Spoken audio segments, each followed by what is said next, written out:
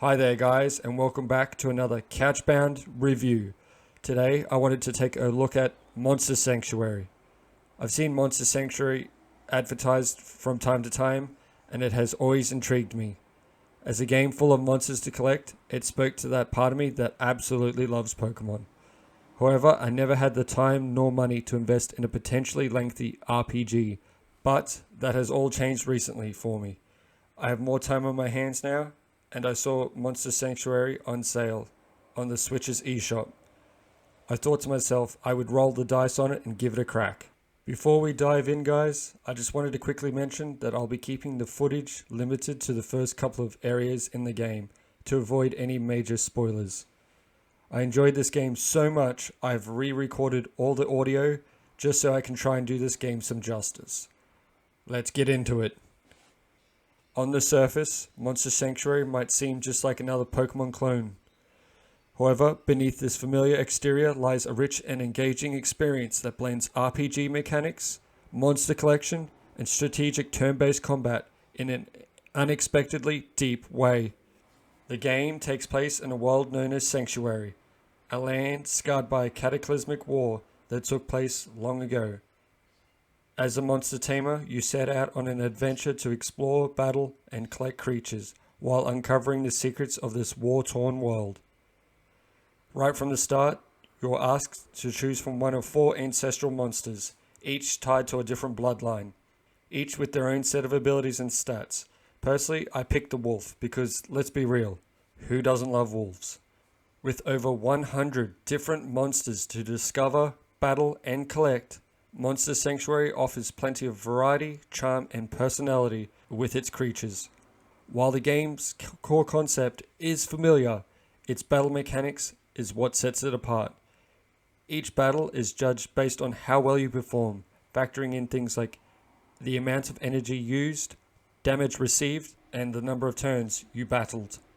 The better you do, the more likely you are to receive some rare loot.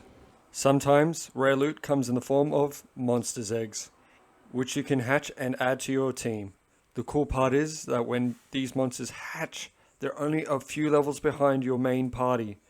Gone are the days of having to excessively grind in order to bring your new monsters up to par with the rest of your team.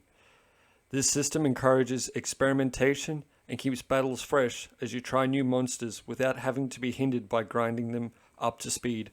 The turn-based combat system follows a 3v3 format, with you controlling 3 monsters at a time.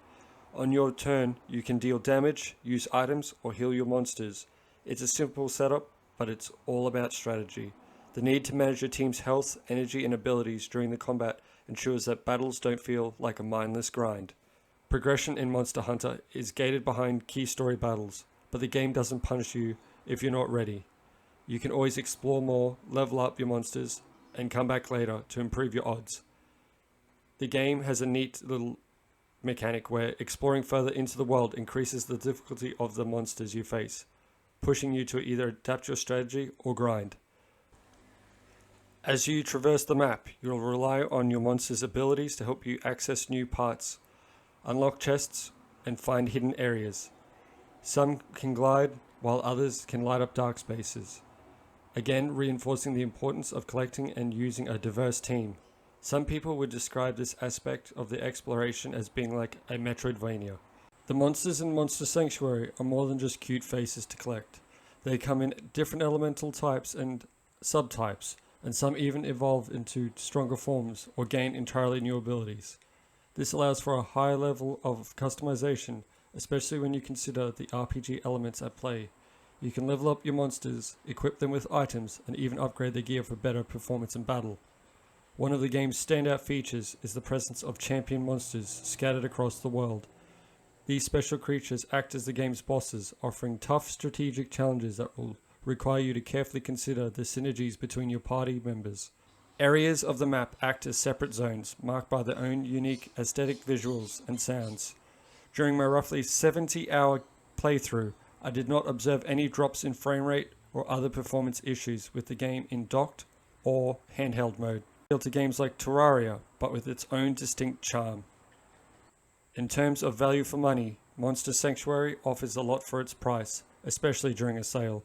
At its full price of $30 Australian, the game provides substantial content, including over 70 hours of gameplay for a completionist playthrough.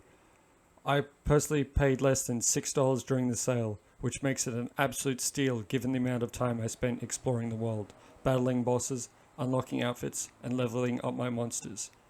Having completed the main campaign, explored about 80% of the map, and faced the majority of the game's bosses, I can confidently say that Monster Sanctuary offers incredible value, especially if you grab it at a discounted price. With its mix of exploration, strategy, and monster collection, the game is an excellent investment. Calling Monster Sanctuary just another Pokemon clone would be doing it a disservice. It's a thoughtfully crafted RPG with strategic depth and charming monsters. The combination of turn-based combat, monster collection, and Metroidvania-like exploration make it a highly enjoyable experience for fans of the genre. Whether you're a fan of tactical RPGs or monster collecting adventures, Monster Sanctuary offers enough unique elements to stand on its own. I give Monster Sanctuary an easy 8 out of 10. If you're looking for a game with a lot of heart, strategy, and charm, Monster Sanctuary is definitely worth the look. Thank you for watching, and please don't forget to like and subscribe. It would mean a lot. Catch ya!